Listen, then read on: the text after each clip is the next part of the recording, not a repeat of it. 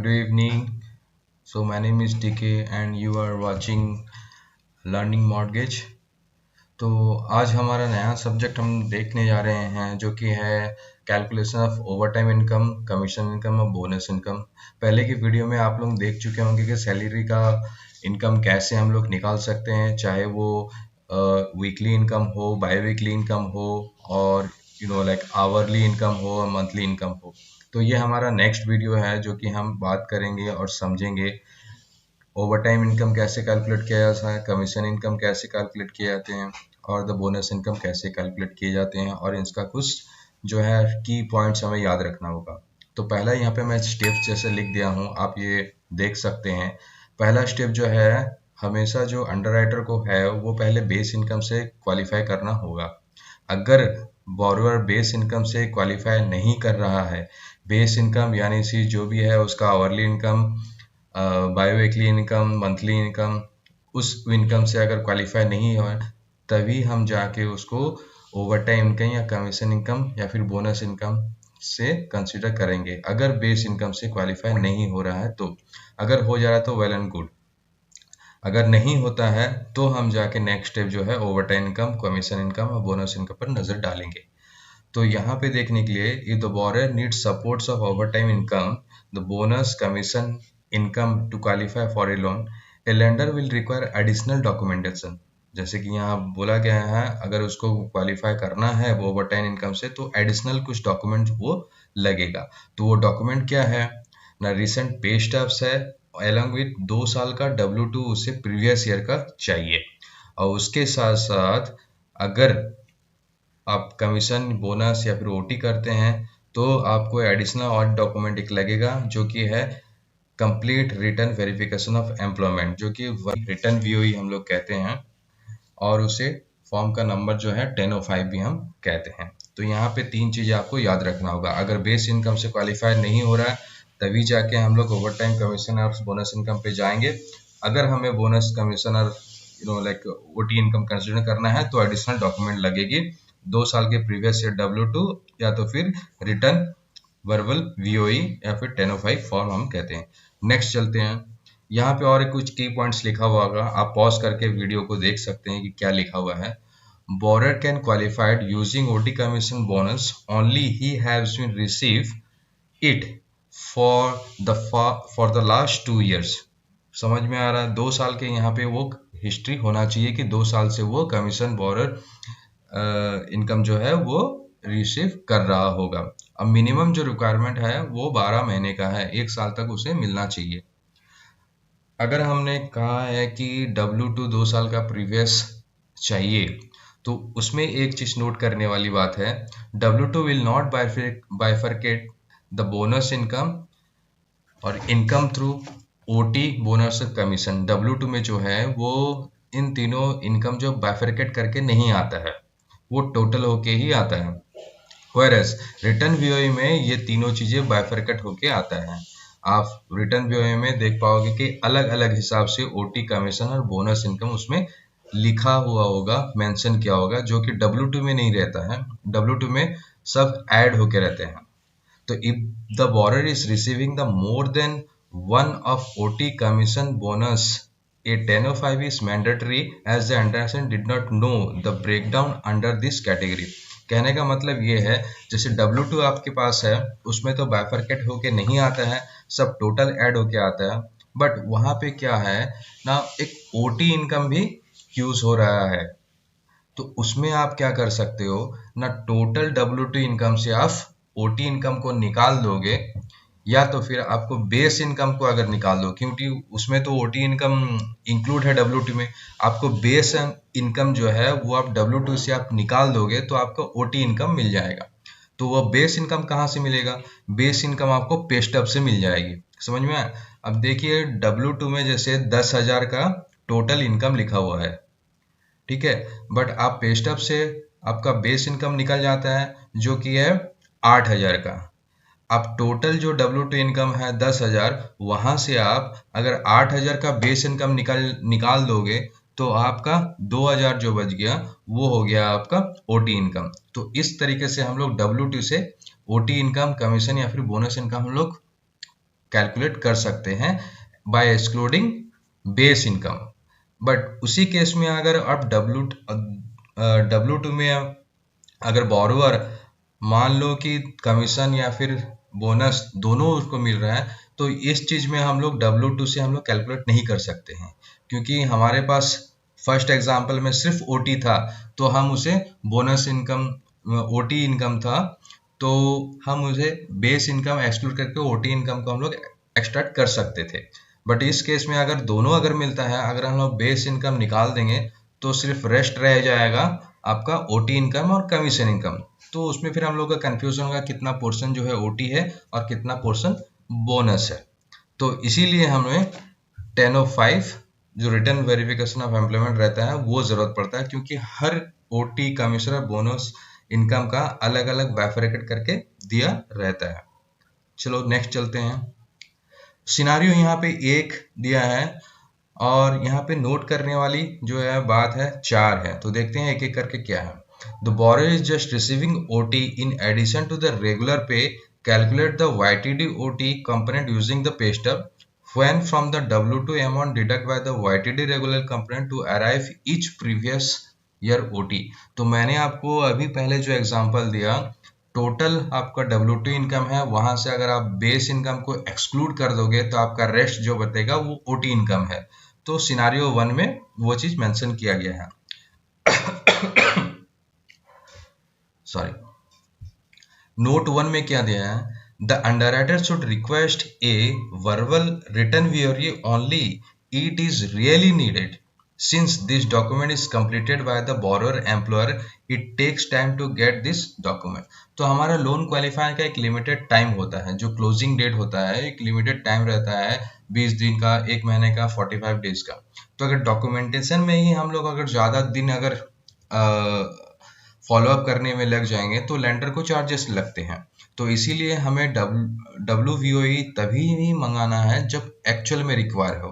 Actual में require हो, जैसे कि फर्स्ट एग्जांपल में मैंने जैसे दिया, सिर्फ उसको ओटी इनकम मिल रहा है प्लस बेस इनकम का, उसमें से हम लोग W2 से काम चला सकते हैं। बट अगर ओटी और बोनस दोनों इनकम लग रहा है तभी जाके हम लोग रिटर्न VOE मंगाएंगे। क्लियर? नेक्स्ट चलते हैं। नंबर 2 नोट्स में क्या लिखा है, always checks column 14 on WVOE if they have checked no do not qualify the borrower using the OT और बोनस। यहाँ पे नोट करने वाली बात यह है कि रिटर्न VOE में एक 14 नंबर का एक चेक बॉक्स होता है, तो वहां पे अगर जो क्लिक रहेगा तभी जाके हम लोग OT बोनस कमीशन जो भी है उसको हम लोग यूज कर सकते हैं, वरना हम नहीं करेंगे। तो आगे जाके हम लोग देखेंगे वो चेकबॉक्स कहाँ पे है, उसका स्क्रीनशॉट में भी लगा दूंगा। नेक्स्ट चलते हैं सिनारियो नंबर 3 पे। If return VOE is very close to the closing date, okay, 15 days prior to the closing date, a separate verbal VOE is not ordered for the borrower. The underwriter will never get to see a verbal VOE in the file as they touch the file many days prior to closing. आपने अगर previous कहीं पे काम किया है as an underwriter, as a process, तो आपको require होगा रिव्यू करने तक हमें एक मैंडेटरी डॉक्यूमेंट जरूरत है जो कि वर्बल VOE। वर्बल VOE क्या है ना, प्रोसेसर जो है वो एम्प्लॉयर को कॉल करता है and they get to know, are they satisfied, they get confirmed that the borrower is working on that particular company. So this is the called the verbal verification of employment. So that supposed to be must be in the file within 15 days. Okay, तो यहाँ पे वो चीज कह रहे हैं, if the borrower is very close to the closing date 15 days prior to the closing date, अगर closing date आपका 38 Jan है और आपका वर्बल रिटर्न VOE जो 15 डेज है, उस केस में आपको वर्बल VOE देखने को नहीं मिलेगा। ये नोट नंबर 3 में कह रहा है। आप पॉज करके ये सारे पॉइंट को जो है एक बार डबल थ्रू रीड करिएगा और उसमें समझने की कोशिश करेगा जो मैं बता रहा हूँ। ठीक है, नोट 4 में क्या हो गया, a work number can be using in place of return VOE. This data is collected from an agency called work number. All the companies that are affiliated to this agency will give the detail of employees to this agency and employee salary information can be pulled from it. तो अगर borrower जो है तीनों income earn कर रहा है या फिर दो इनकम अर्न कर रहा है, चाहे ओटी एंड कमीशन हो, ओटी एंड बोनस हो, या फिर बोनस एंड कमीशन हो, तो इस केस में हमें रिटर्न व्यूई जरूरत पड़ेगी। बट ऐसा नहीं है कि रिटर्न व्यूई नहीं है और W2 भी नहीं है तो हमें कैलकुलेट कर नहीं सकते हैं। और एक डॉक्यूमेंट है जो कि वर्क नंबर है। वर्क नंबर यही है, the companies that are affiliated to this agency, एक एजेंसी की तरह काम करता है। अगर लेंडर रिक्वेस्ट करता है तो वो वर्क नंबर जो है प्रोवाइड करता है to calculate this income. So this is also a kind of document where we can calculate the OT, bonus and commission income. Okay, तो नेक्स्ट हम देखते हैं इसके कैलकुलेशन कैसे होते हैं। तो यहाँ पे एग्जाम्पल के थ्रू हमने समझाने की कोशिश की है। Let's take an the following example for the borrower has receiving commission income for the current year 2024 और प्रीवियस 2 साल का, क्योंकि 2 साल के हमें को उसका हिस्ट्री चाहिए कि वो कमीशन या बोरोअर बोनस इनकम जो है वो रिसीव कर रहा है। ठीक है, यहाँ तो 22 और 23 हो गए और 24 जो कि इसको वाईटीडी करंट ईयर है। और रिटर्न व्यूई देखने के लिए ऐसे दिखते हैं। तो यहाँ मैं आपको दिखाऊंगा, आप ये पोर्शन चेक बॉक्स नंबर 14 देख रहे हैं, तो इसी की बात हो रही थी। यहाँ आप देख सकते हो कि ओवरटाइम इनकम लिखा हुआ है और बोनस इनकम लिखा हुआ है। अगर यहाँ पे देखिए, यहाँ पे चेक बॉक्स में टिक नहीं है तो हम कंसिडर नहीं करेंगे। अगर यहाँ पे चेक बॉक्स पे टिक है तभी जाके हम कंसिडर करेंगे। और यहाँ पे बोरोअर का ज्वाइनिंग डेट जब वाईटीडी कैलकुलेशन करेंगे तब हमें ये चीज काम पे आती है। यहाँ पे हो गया उसका डेजिग्नेशन और यहाँ पे कंपनी नेम लिखी रहती है। और यहाँ पे करंट वाईटीडी है, ये पास्ट ईयर का और ये पास्ट 1 ईयर्स का जो है। ठीक है, यहाँ पे देख सकते हैं बेस पे लिखे रहेगा over time and commission income. तो इस तरीके से एक रिटर्न व्यूई दिखती है। नीचे और भी इंफॉर्मेशन है, मैं मुझे काम का समझाने के लिए चेक बॉक्स नंबर 14 उसके लिए ये स्क्रीनशॉट यहाँ पे अटैच किया हूँ। नेक्स्ट देखते हैं एग्जाम्पल की तरह। तो यहाँ आप एग्जाम्पल देख सकते हैं, एक्सेल शीट में मैंने बनाया है।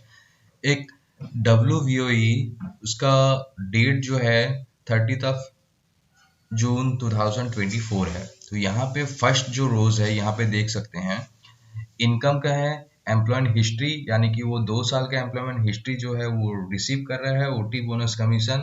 उसका मंथली इनकम क्या होगा, एवरेज इनकम क्या होगा और हम क्या कंसीडर कर सकते हैं। तो पिछले वीडियो में आपने देखा होगा, मैंने एक चीज समझाया था, किसी भी इनकम कंसीडर करने के लिए हम लोग 2 ट्रेंड देखते हैं। पहला तो है इंक्रीजिंग ट्रेंड या तो फिर डिक्रीजिंग ट्रेंड।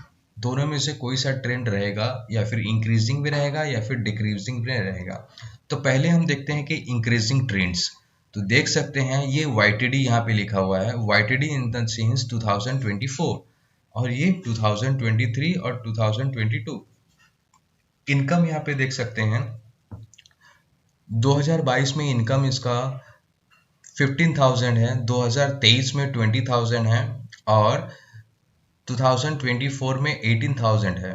ठीक है, एम्प्लॉयमेंट हिस्ट्री यहाँ पे मंथ दिया हुआ है। तो 15,000 जो है वो 12 मंथ के लिए और 20,000 ये 12 मंथ के लिए, बट 18,000 और 6 मंथ के लिए। सपोज हम लोग एज्यूम करते हैं 12 महीने के लिए 16,000 अर्न करेगा, तो ये आपके इंक्रीजिंग ट्रेंड में हो गया। देखिए 2022 में 15, फिर 20, फिर ये 8, ऐसा इंक्रीजिंग ट्रेंड में है। तो हम मंथली इनकम कैसे यहाँ पे कैलकुलेट कर लेंगे।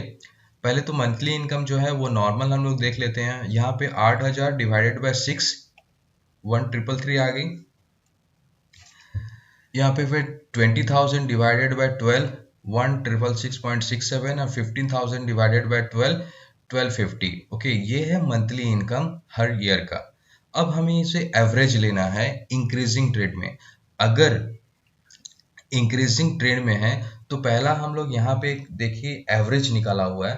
पहला जो एवरेज है वो वाईटीडी एवरेज, सिंपल जो है ये वाईटीडी इनकम डिवाइडेड बाय 6 से निकल गया वाईटीडी एवरेज। सेकंड जो है वाईटीडी प्लस 1 ईयर, तो हमारा वाईटीडी इनकम ये हो गया। अब प्लस 1 ईयर का हिस्ट्री यानी कि 1,666.67 हो गया। ये दोनों का हम एवरेज निकालेंगे तो ये हो गया 1,500।